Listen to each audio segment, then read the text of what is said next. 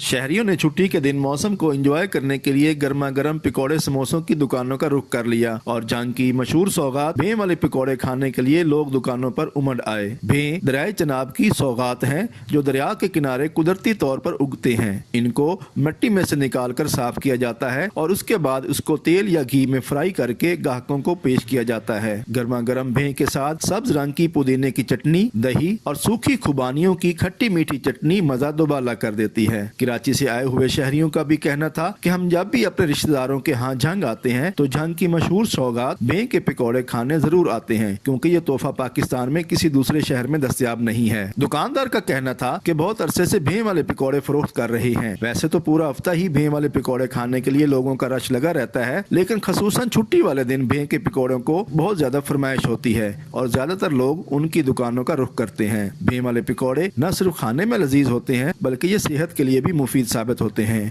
हम लाते हैं top news, आपके फेवरेट टॉक शोज और अनलिमिटेड एंटरटेनमेंट सिर्फ यूट्यूब पर।